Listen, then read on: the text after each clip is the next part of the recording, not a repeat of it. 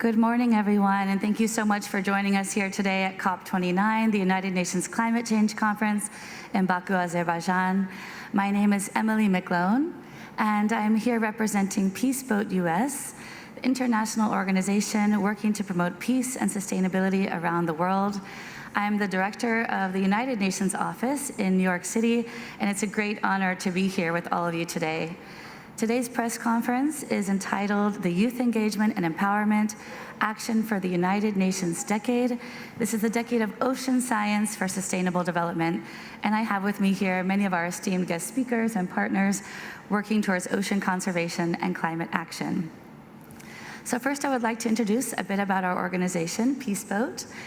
We are working towards sustainability and sailing on board our ship, which has been sailing the world since 1983 to raise awareness for sustainability. If we're able to bring up the slides, we can see the ship also where we are working with 2,000 people sailing on board, visiting more than 20 countries around the world, and helping to raise awareness with guest speakers traveling with us, sharing their knowledge about human rights, sustainable development, and ocean conservation. As we are traveling, we are visiting the Northern Hemisphere twice a year, working with local partners on the ground, and also working with NGOs, civil society, governments alike, really involving all stakeholders in our global voyages. And once a year, we are traveling to the Southern Hemisphere, visiting South Africa and traveling across the ocean over to Argentina, Brazil, and Chile. In the ports of call, we are organizing various programs related to climate action and ocean conservation, including mangrove reforestation, coral reef study programs, beach cleanups, and cultural exchange with our local partners. And on the hull of our ship, we have the logo of the United Nations Sustainable Development Goals painted large and bright, raising awareness as part of the United Nations SDG Action Campaign. This helps us to raise awareness in all of the ports of call, and it also has encouraged young people to join us on board, also helping to spread the message of sustainability with their projects in various countries that we visit. And for that, we started the United Nations Sustainable Development Goals program and scholarship for youth leaders ages 18 to 30 who are part of our programs. And we encourage all the young leaders who are here at COP to also reach out to us. We'll be organizing these voyages 2 to 4 times a year as part of our global programs. With that, we've also started a citizen science program in 2023 as our ship, the Pacific World, started sailing for the United Nations Ocean Decade.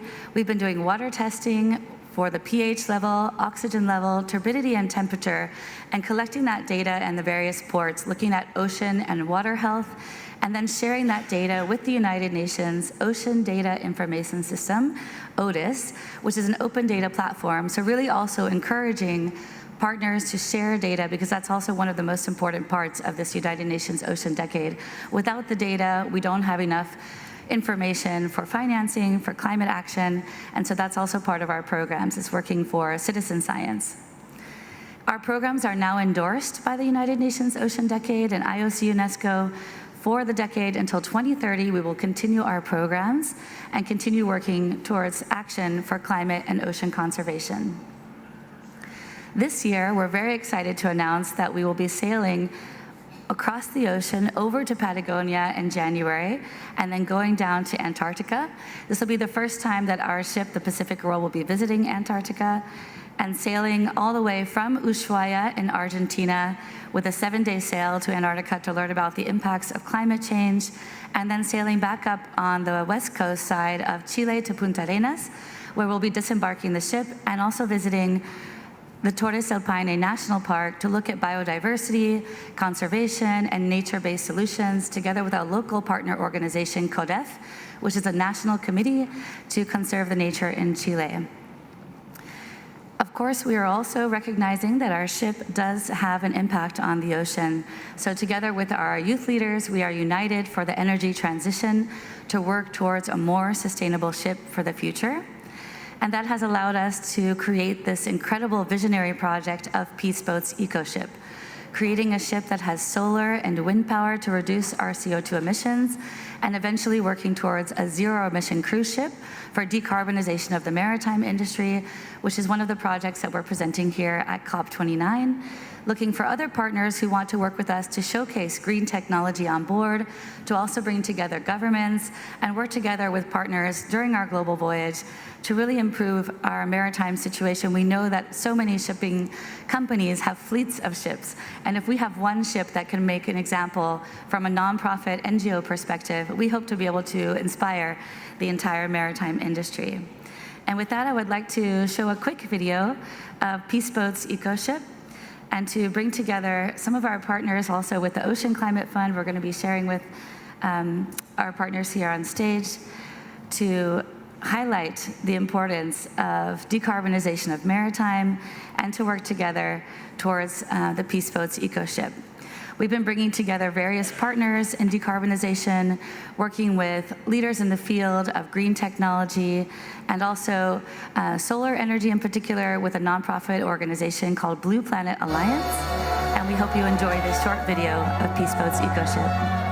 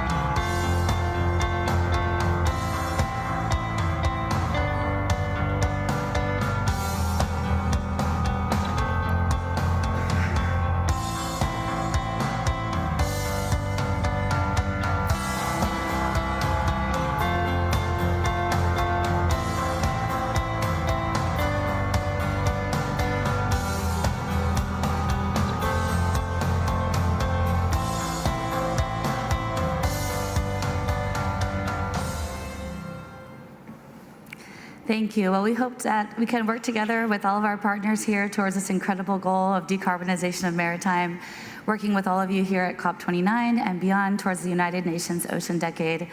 And with that, I would like to pass the microphone over to our partners from the Ocean Climate Fund. Andrei Chicherin, if you'd like to go ahead and share this exciting news about a new fund that is being launched here at COP29. Thank you, Emily. Good morning, everyone. My name is Andrei Chicherin. I'm the member of the founding team. And today, we are delighted to announce that here at COP29 in Azerbaijan, we are launching the Ocean Climate Fund.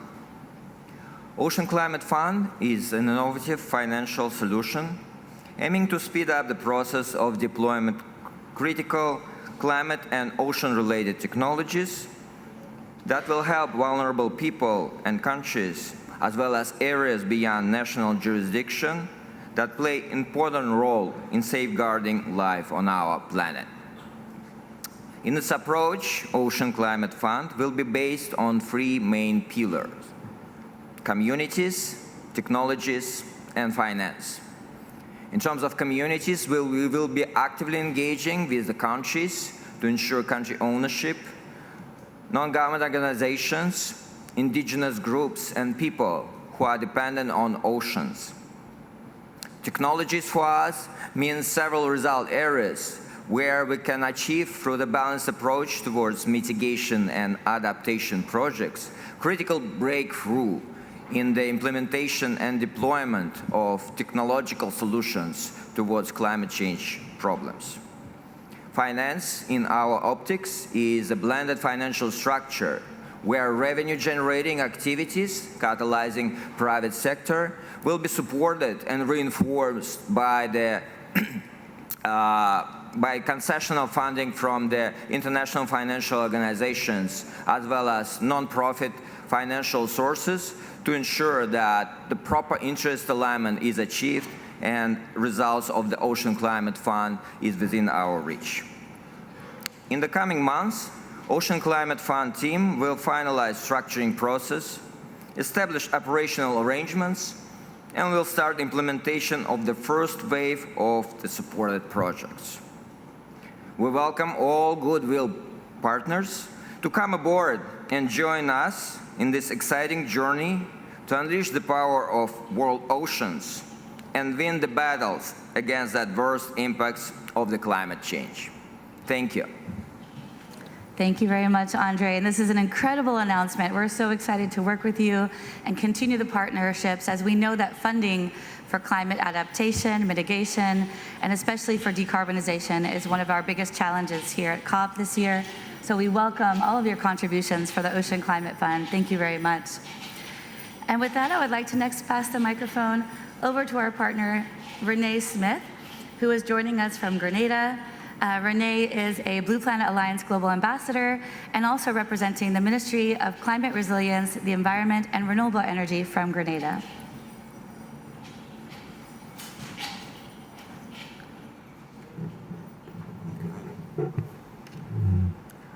Hello, everyone. As Emily mentioned, I'm representing the small island developing state of Grenada, and I had the opportunity in June to join the Peace Boat voyage from Mexico to Alaska, and it sort of deepened my commitment to continue preserving and protecting biodiversity.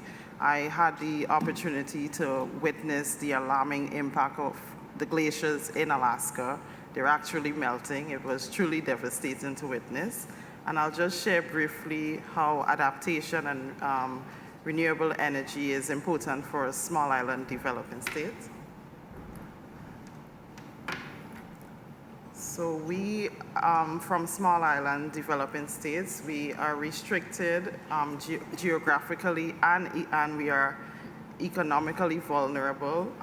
It's truly difficult to sort of create adaptation measures when climate change is going at an alarming rate. For states like Grenada, adaptation to climate change is not just important, it is essential. Due to our vulnerabilities, increasing sea levels, extreme weather, just this year we had 2 devastating hurricanes that wiped out one of our sister islands, and also ocean acidification, mass bleaching. Going to school, we would always get the example of the corals are bleaching and dying in Australia, but now it really hits home, witnessing mass bleaching from miles of our shores. We are surrounded by water, and our marine ecosystem are part of what makes us islanders, and if this is destroyed due to climate change, it will definitely impact our economies. We rely heavily on tourism as a source of income, and if our valuable ecosystems are destroyed as a result of climate change, it would put us in a very challenging position. We face resource constraints to adapt to the alarming rates of climate change.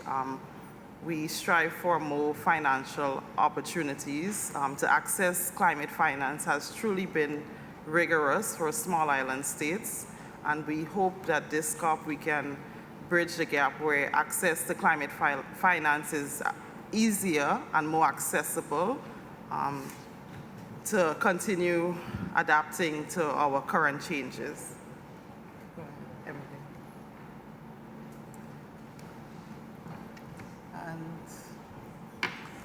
We tried a transition into renewable energy. Our first PV plant were on the sister island, which was totally destroyed just after implementing in June 2024. So this picture depicts how we implemented our first solar PV plant in June, and we had the 26th of June we had Hurricane Beryl that totally destroyed all of our plants. And I also think for adaptation, we also need to build better and more resilient infrastructure, because if we go to adapt and build infrastructure for climate change, and we go through the same cycle annually, because we are in the hurricane belt, and we can't afford to build PV panels annually. So building resilience is crucial for small island states. And despite contributing to less than 1% to the global emission, small islands like Grenada and other small islands in the rest of the world, we bear the burdens of climate change through rising sea levels, extreme weather, and ecosystem loss. We urge for better access to climate finance. It's totally a challenge for us to get the financing to adapt to the changing environments. And we hope that this COP can make better commitment to assist us to accessing finance better so that we can continue to adapt and continue preserving the little bit of our resources and natural environment that we have left. Thank you. Thank you so much, Renee. It's an honor to have you here with us today. And thank you for all of your hard work as a climate youth negotiator and for being here at COP29 with us. I'd next like to introduce our partner, Jesse Turner, from the International Alliance to Combat Ocean Acidification. Lovely. Thank you so much, Emily. And it's a pleasure to be here at this press conference at COP29. I'll just talk a little bit about ocean and coastal issues, often under-discussed here at the COP and at UNFCCC generally. And one of the unknown impacts of CO2 emissions is actually ocean acidification. And so I'm going to talk a little bit about what we are doing as an initiative, but specifically through the UN Decade of Ocean Science, of course, and how we partner with Peaceboat a little bit.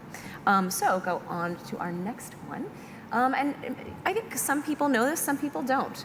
The ocean has absorbed 30 to 40% of our atmospheric CO2 emissions since the Industrial Revolution. That's the equivalent of 230 gigatons. That has made a 30% increase of acidity in our ocean, and that projections indicate by the end of this century, surface waters could be 150% more acidified.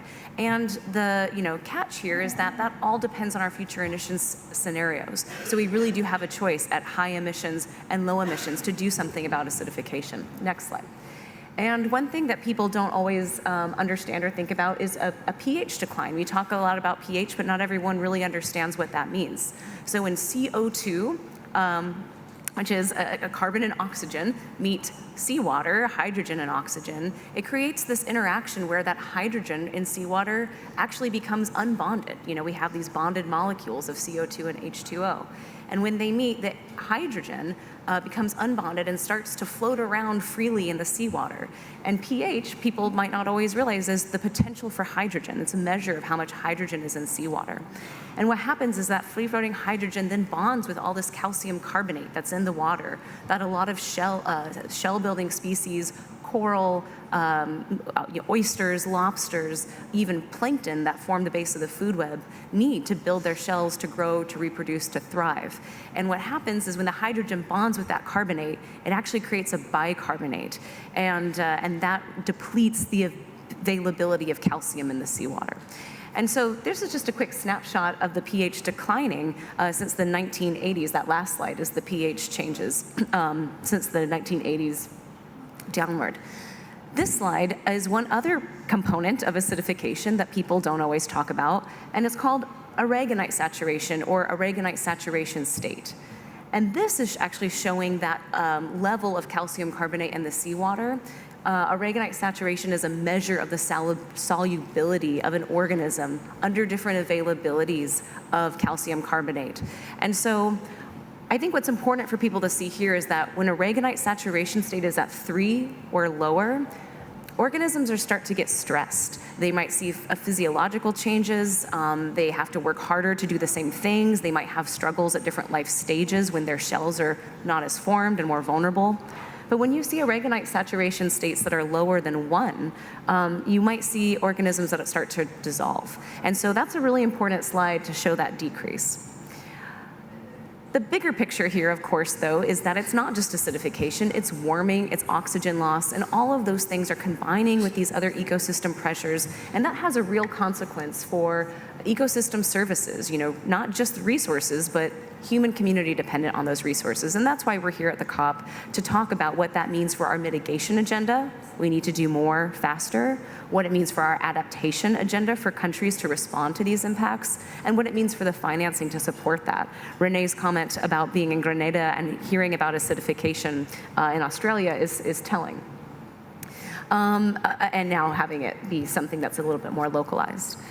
Again, just reiterating the consequences, we're already seeing changes in species distribution, in biodiversity, impacts on food webs, impacts on finfish and coral, and this is a real problem.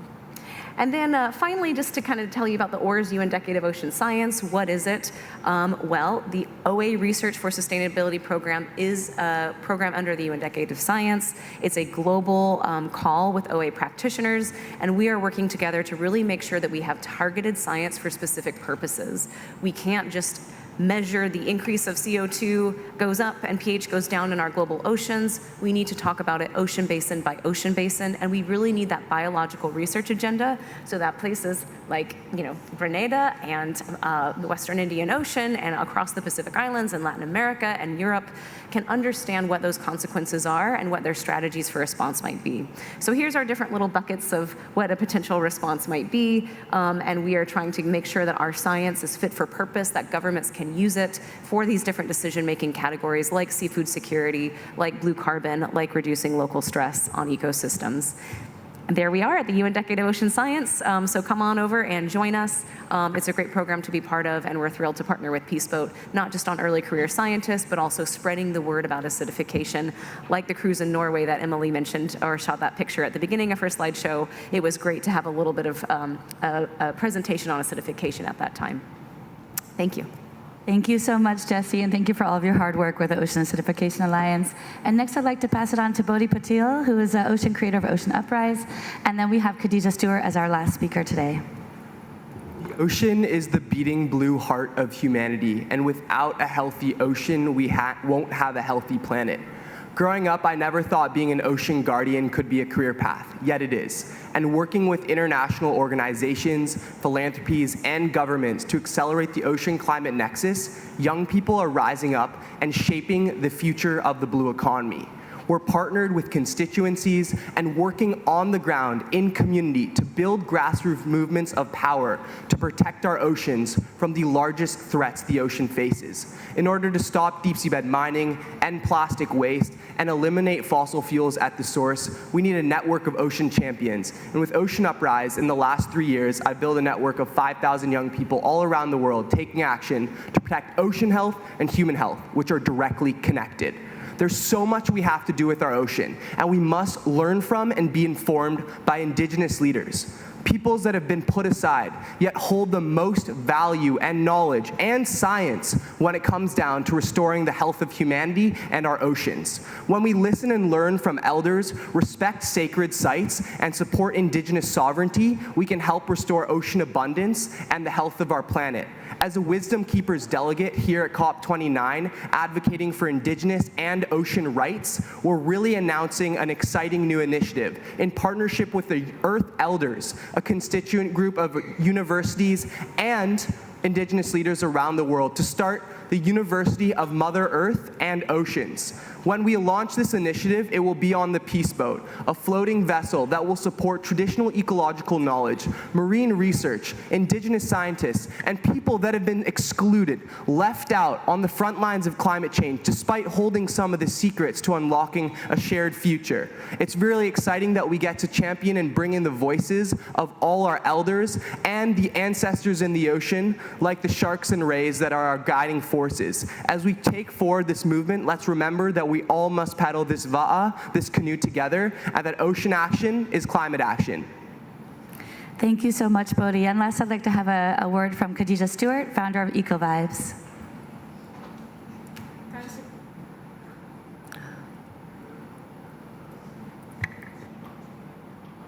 Oh, thanks so much, Emily, for the introduction. And as Emily mentioned, I am Khadijah Stewart, founder of EcoVibes Environmental Creatives. Renee did an excellent job at setting the context for climate change in the Caribbean. But I just have some pictures here real quick so you could see sargassum flooding our shores, exactly what coral bleaching looking like. Almost every morning when I get up, I see videos of flooding areas that never flooded before. You know, increased hurricanes, increased intensity of storms. Like, this is our lived realities now. Climate change is not a myth, it's not a foreign concept, it's right on our doorsteps, happening every single day. Yeah, and I had the opportunity to sail on the Peace Boat twice, once as an Ocean and Climate Youth Ambassador and then as a Youth for the SDG Scholar. And this was a time where we really had the opportunity to share our climate realities, to engage with knowledge exchange, have cultural exchange. But it really helped me see and understand that climate, ocean and climate literacy is key. Thank you so much. Thank you very much, Khadijah, and thank you to everybody. Yeah. Thank you so much, everyone. It's because we started late. I know, but the other person took 10 minutes of our time, so it was like not our fault. All right.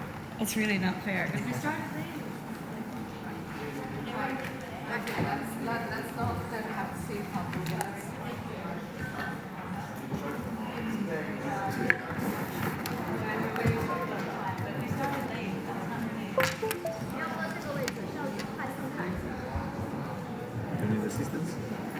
Got this, I think. So we press this button, right?